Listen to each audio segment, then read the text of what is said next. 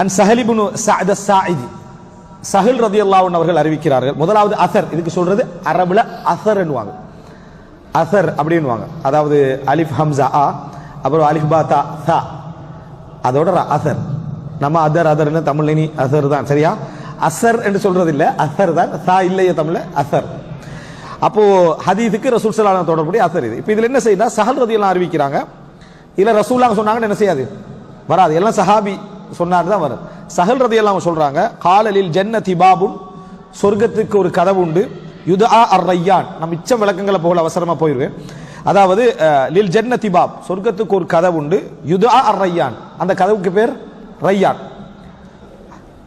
யதுகுலு மின்ஹு ஸாயிமுன், அதன் வழியாக நோன்பாளிகள் என்ன செய்வார்கள், நுழைவார்கள்.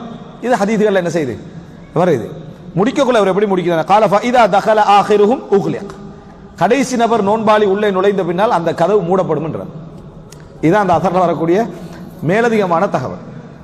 அவர் ஹதீஸ்ன்னு சொல்லல, ரசூலுல்லாஹ் சொன்னது என்ன செய்யல, அவர் சொல்லல.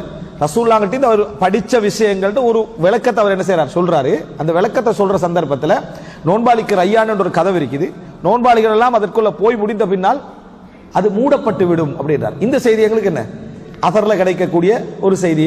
ஒரு சஹாபி என்ன செய்யறாருன்னு சொன்னார், அந்த கதவுக்குள்ளால நோன்பாளிகள் மட்டும்தான் நுழைவார்கள், வேற யாரும் நுழைய மாட்டார்கள் என்பதற்கு அர்த்தமாக இந்த செய்தி என்ன செய்யறாரு, அது மூடப்பட்டு விடும், நோன்பாளிகளோடு அது என்ன செஞ்சிடும், முடிந்து விடும் இது சொல்றவர் சஹல் ரலியல்லாஹு அன்ஹு அவர்கள்.